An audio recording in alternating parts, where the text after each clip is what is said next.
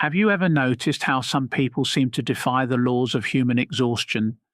They roll out of bed at 5 in the morning, looking like they just stepped out of a wellness magazine, while you're hitting snooze for the fourth time, wondering if your bed has developed some kind of gravitational pull.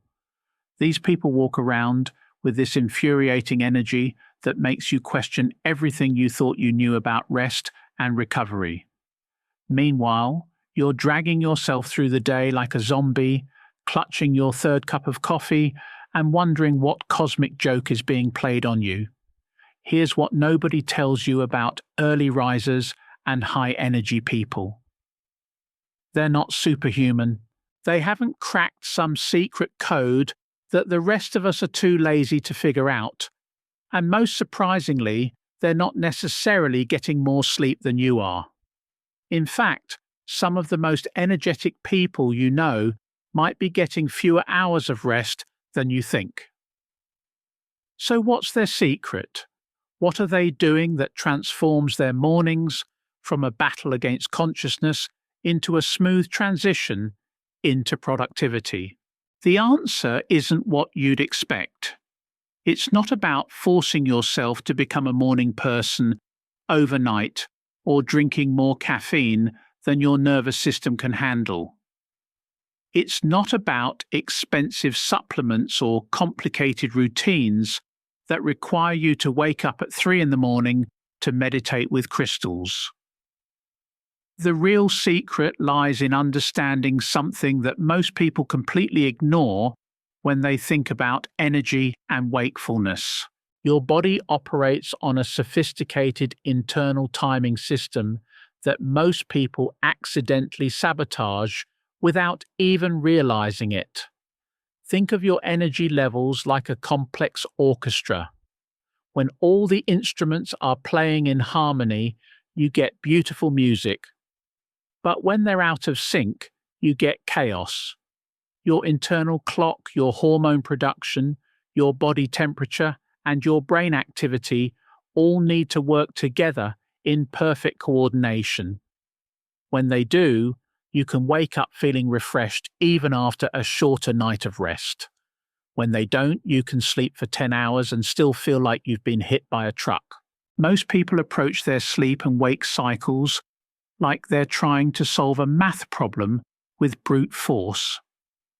They think more hours automatically equals more energy, but that's like assuming that spending more money automatically makes you happier.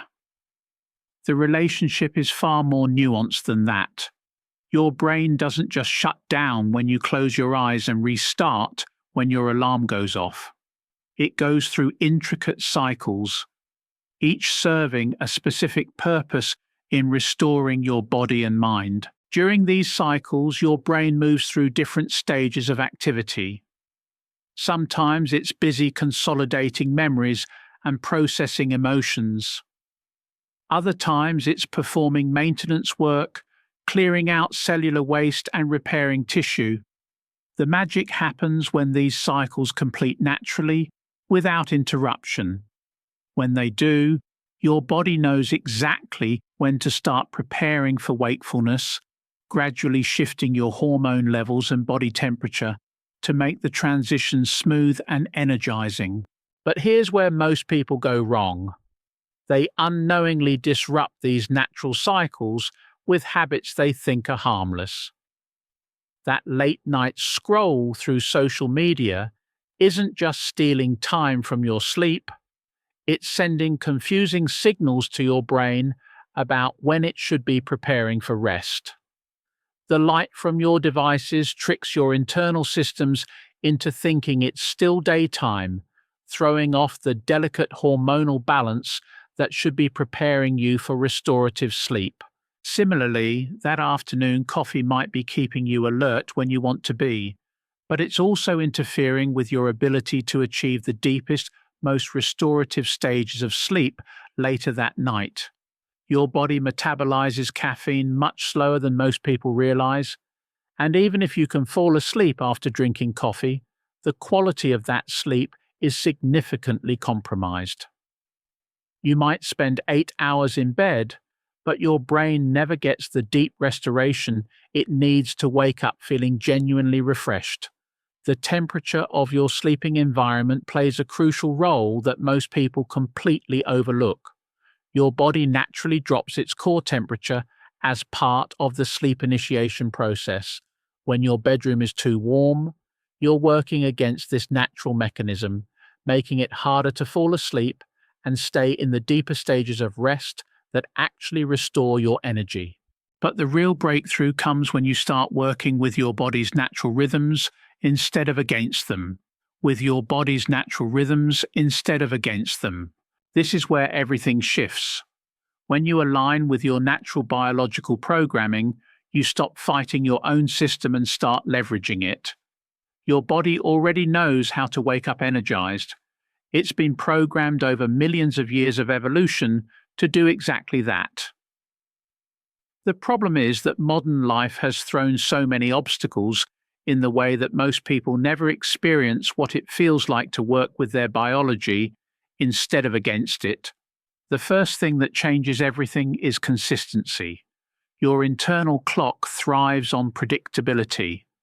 When you go to bed and wake up at the same time every single day, including weekends, you're essentially training your body's most powerful energy system. This isn't about becoming rigid or losing your spontaneity. It's about giving your hormonal system the stability it needs to function optimally.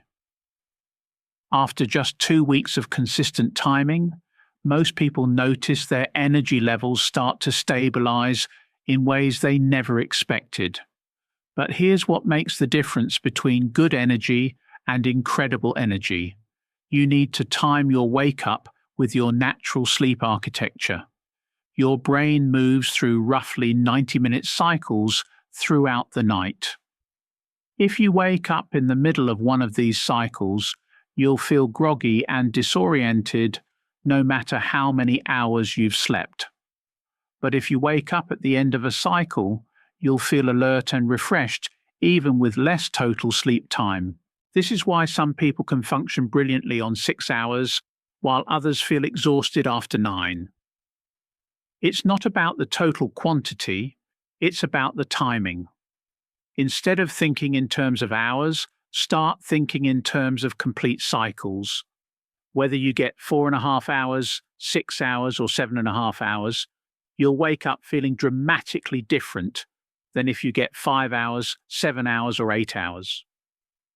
The difference between waking up naturally at the end of a cycle versus being jarred awake in the middle of one is like the difference between a gentle sunrise and a fire alarm.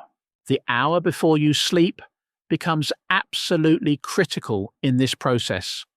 This is where most people sabotage themselves without realizing it. That sacred 60 minutes before bed needs to be treated like a decompression chamber. No screens, no bright lights, no stimulating content. Your brain needs clear signals that the day is ending and it's time to shift into restoration mode. Warm lighting, calming activities, maybe a warm shower or bath. These aren't just nice-to-have luxuries. They're essential signals that help your body produce the right hormones at the right time. When you start implementing these changes, something remarkable happens. You stop relying on willpower to drag yourself out of bed and start experiencing what it feels like when your body naturally wants to wake up. That morning battle disappears. The afternoon crash becomes a thing of the past. You'll discover energy you forgot you had, and mornings transform from your enemy into your greatest ally. Try it for just 2 weeks and watch everything change.